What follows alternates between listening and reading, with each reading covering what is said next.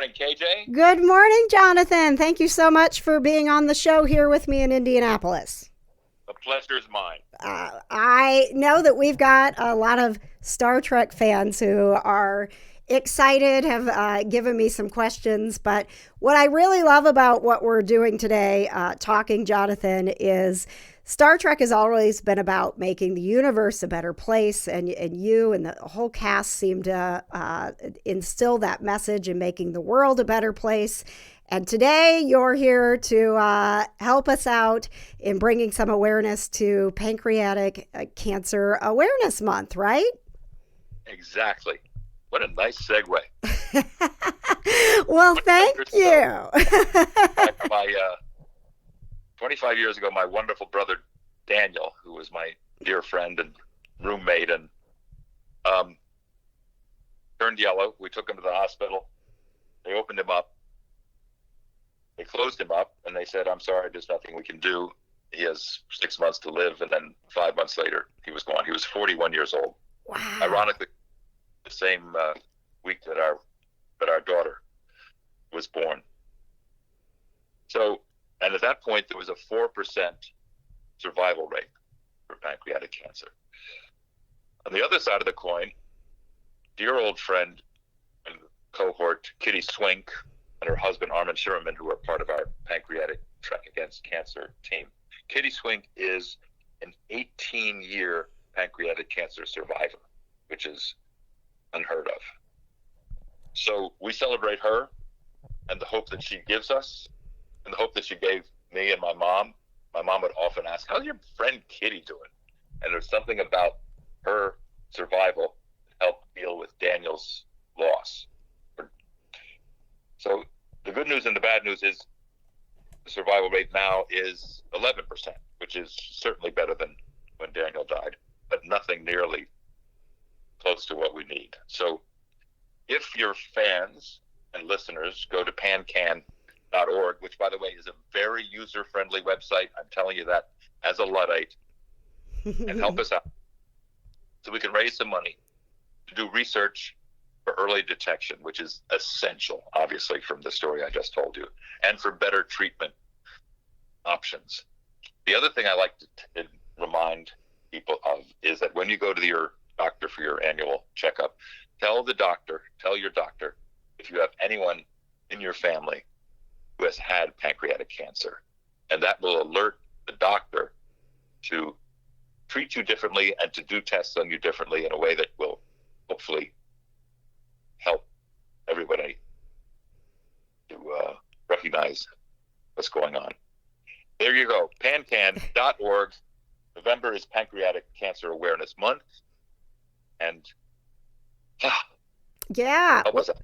My listeners have followed along for a long time. I actually do a campaign every year called Cancer Sucks, and we do it around this time because I lost both of my parents in a short time together. And so, to be able to take our stories and say, hey, early detection is so important. It means a lot to have you spreading that word as well. And I know it's not easy to always, dig into what you went through with your friend Dan, but to do it in a way that's going to help more people is an incredible gift. So thank you very much, Jonathan, for being on the front lines of helping more people detect early and have happy endings, and get that number up. 11% is good. Of 11, we're looking for 100%. We got a long way to go. Exactly. And we were talking about, the wonderful community of Star Trek. I grew up, the Next Generation was my show. I grew up watching that and falling in love with Star Trek. So it means a ton to have you here with us today. And if you wouldn't mind a couple of questions that came in from big fans.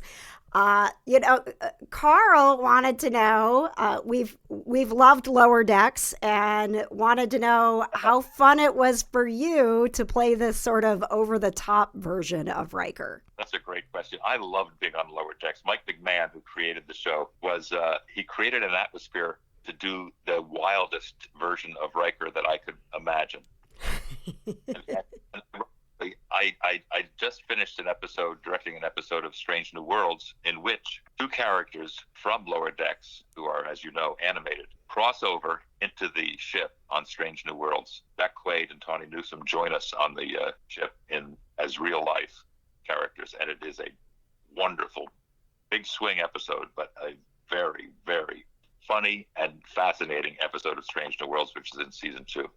How fun is it for you to, have these stories again with, I mean, you're talking about Strange New Worlds, and we got to talk about, Picard and how amazing that is. What's it like for you to be able to continue the Star Trek story? It's an incredible privilege, as you can only imagine. I just finished the first half of the finale of Discovery season 5. And in February, season 3 of Picard, which includes, as you probably know, all of us from Next Generation, will drop February 16 on Paramount Plus. Season 3 of Picard is, well, if you're a fan of Next Gen, I think it's must-see TV.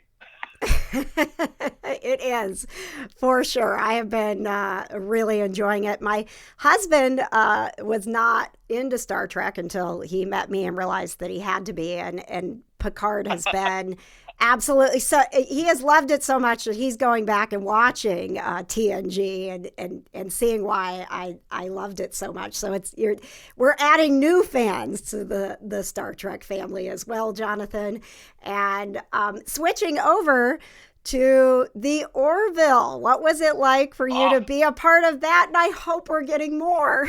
The Orville is in season 4, I believe. Seth MacFarlane was such a massive Next Gen fan that in the beginning of his first season, he hired Robbie McNeil, who's a friend of mine, who's a director who was on Voyager, and Brandon Braga, one of the writers, Marvin Rush, who was a cinematographer, myself, James Conway, another Star Trek Next Gen director. He was attempting, and I think successfully, to create a show that felt like Next Generation. Mm-hmm. And I think people thought it was going to be nothing but funny, but it ended up being a very pithy, layered, fascinating show that has a massive following. And the Orville is essentially another Star Trek. With the MacFarlane secret sauce on it. It really is. It is absolutely fabulous. And I love when I see your name pop up as director in the Star Trek world and Agents of S.H.I.E.L.D. and so many other shows where I'm like, Jonathan, continuing on, telling great stories.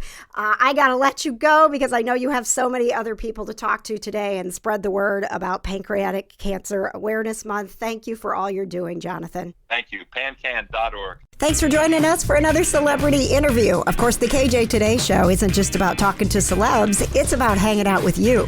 Join us live on Wednesday nights for pop culture, people to know, and pets. The KJ Today Show on YouTube. Subscribe and watch live Wednesday nights at 7.